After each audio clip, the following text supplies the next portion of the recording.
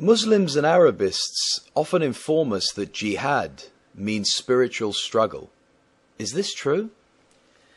The word jihad in the Arabic language has its root in jahada, which does mean struggle, endeavor, or strive.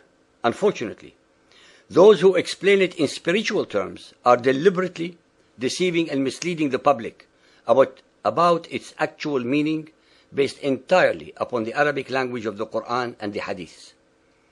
In innumerable verses in the Quran and the Hadiths, jihad means only one thing: physical warfare in the cause of Allah, which in Arabic it is jihad fi sabilillah.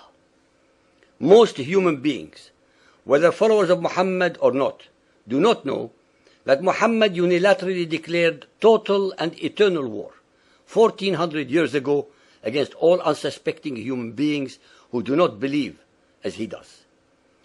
Contrary to all the falsified assertions by politically correct Westerners, and aided and abetted by Mohammedans who have every reason to hide the truth, jihad is not a spiritual struggle for excellence, but a continuous war against all so-called unbelievers until all of humanity is either converted to Mohammedan Islam, is subject to it, or is slaughtered.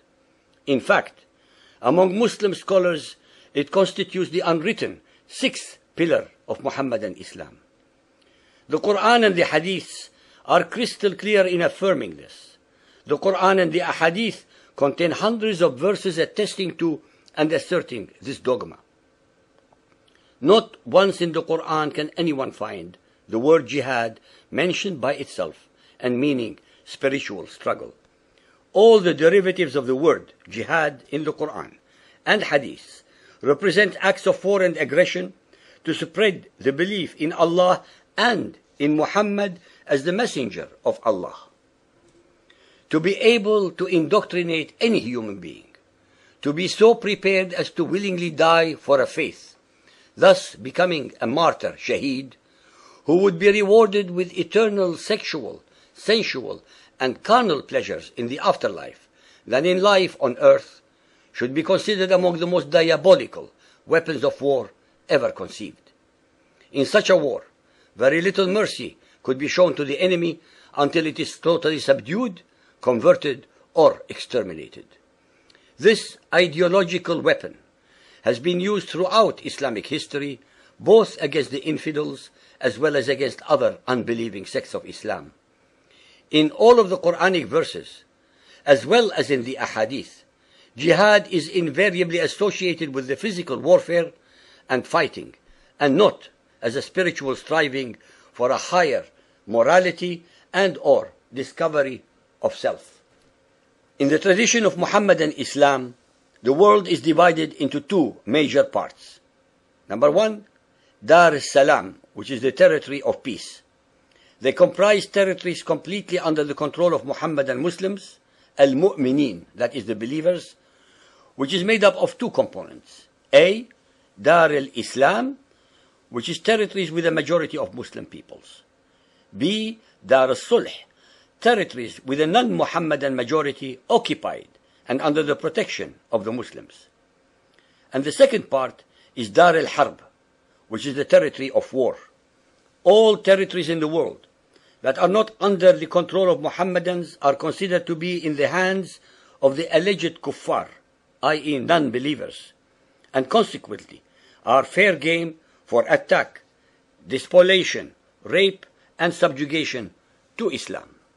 In reality, there is no secular war in Muhammadan Islam, because from the very beginning of the Muhammadan Islamic polity, war and aggression were the means by which Muhammad and his followers built up their empire.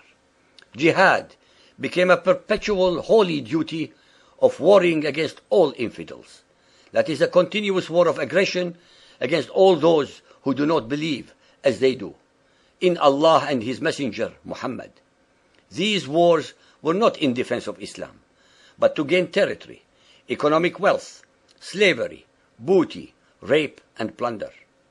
Converting these peoples to Islam was last on the agenda of Muhammad's followers, but became a very important byproduct of these wars of aggression.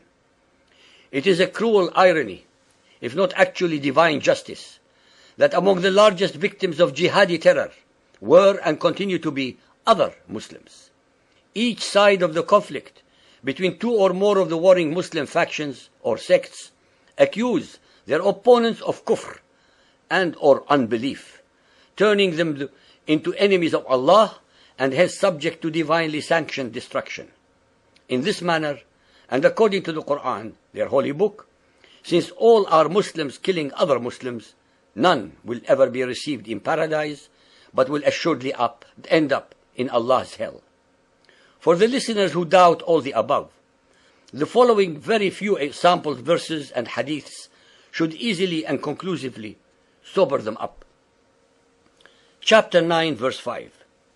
But when the forbidden months are past, then fight and slay, فَقَاتِلُوا. The pagans, wherever you find them, and seize them, beleaguer them, and lie in wait for them in every stratagem of war. Chapter 9, 29. Slaughter, قَاتِلُوا, those who believe not in Allah, nor the last days, nor hold that forbidden which has been forbidden by Allah and His Apostle, nor acknowledge the religion of truth, that is Islam, even if they are of the people of the book, until they pay the jizya with willing submission and feel themselves humiliated. In Sahih al-Bukhari Hadith 4.50, narrated by Anas bin Malik, it says, the Prophet said, a single endeavor of fighting in Allah's cause is better than the world and whatever is in it. Sahih Muslim Hadith 4631 and 4626 by Abu Huraira. It says, I love that I should be killed in Allah's cause, jihad, then I should be brought back to life and be killed again. This was what Muhammad said. Sahih al-Bukhari Hadith 4.73, narrated by Abdullah bin Abi Awfa, says, Allah Apostle said, know that paradise is under the shades of swords. There are hundreds more of similar verses in the Quran and the Hadiths, for those who have the appetite for more. We rest our case.